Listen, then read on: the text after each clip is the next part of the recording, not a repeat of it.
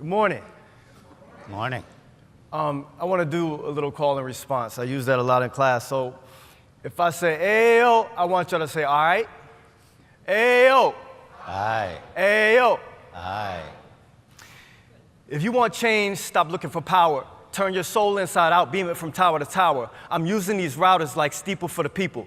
So I use a lot of hip hop in my class. I'm a spoken word poet and a neuroscientist. I know those two things don't usually go together, right? But I wanted to talk to you about having an expanded discussion beyond what the technology is, beyond what the tools are. Who are you? You're the product that you're putting out through technology. I know who I am. If I want to teach my students about dendrites and axons, I might use Beyonce. Dendrites got receptors that receive information, right? Or I might use Kendrick Lamar,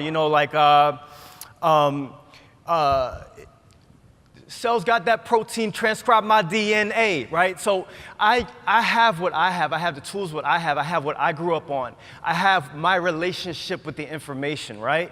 I have what I care about. So I take neuroscience research and mesh it with a lot of social issues because that's what I care about. What is it about the information that attracts you? And then think back to when you were a student and what you really wanted to see. I was just talking to Sean over there, and we were talking about this idea that this generation doesn't pay attention in class. Y'all didn't pay attention in class. You don't pay attention in meetings now, right? Am I right? Can I get an amen?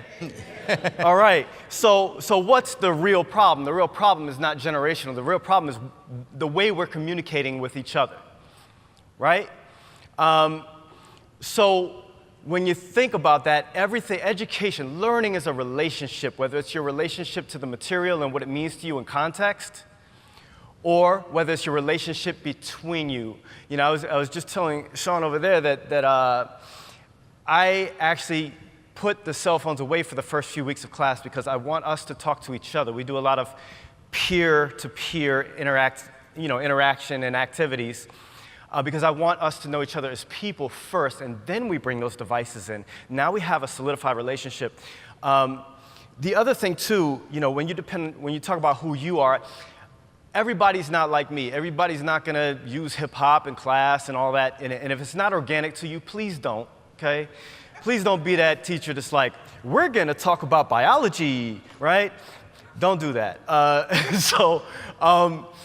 But who are you? I had a professor at Georgetown named Richard Gillis, and he looked like Woody Allen, and he spoke very softly like this. And guess what? We all listened to every word he said, and anybody that was with me at Georgetown back then knows that we know cardiovascular inside and out because of Dick Gillis. So that was him. He did him. We have an expression, coming up, do you. Do you. So figure out who you are and what your special thing is, what your special relationship with the information is first before you use technology, because this is supposed to be a tool, right? Next thing, what is your audience's frame of reference?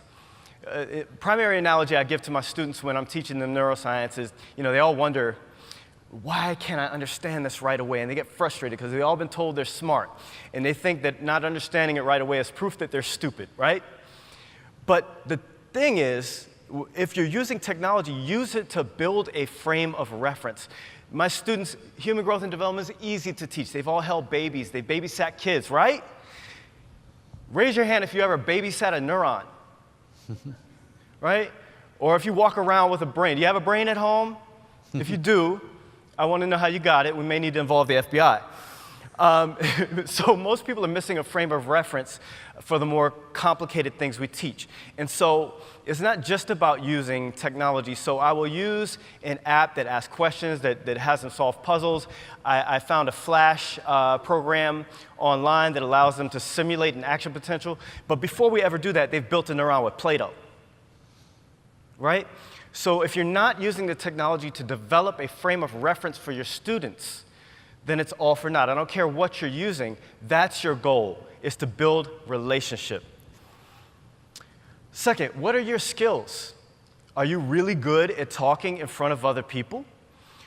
Are you really good at representing things graphically? Are you a great writer, right? What is it that you have in your toolbox now? The second question to ask is, what are you willing to learn? Are you willing to adopt new technology and get deep into it, figure out how it works? See, I talk differently on Facebook versus Instagram versus Twitter. I'm a different person on each. And I have 12 social media accounts, so I get to be a different person, from minute to minute, which may result in therapy or effective teaching. I'll let you guys know which. So, got to figure out what your skills are. So, if you are a person that likes that verbal exchange, YouTube might be if you're more of a graphic representation person, if you're a graphic designer, you're teaching graphic design, then Instagram's your tool, right? If you like to use the Socratic method, then Top Hat is your tool for asking questions in class, or Kahoot, right? If you like to be hands-on and you like to be beside students, use those activities in class, get rid of the stage on the stage and actually, film your students making something. And have them put it out on YouTube themselves to communicate to other people. Now they get to be the teachers. So assessing your skills and what you're comfortable with is going to be incredibly important as you use technology. We have this blanket view of the technology makes education better. No, it doesn't, unless you're using it to do that. Thank you.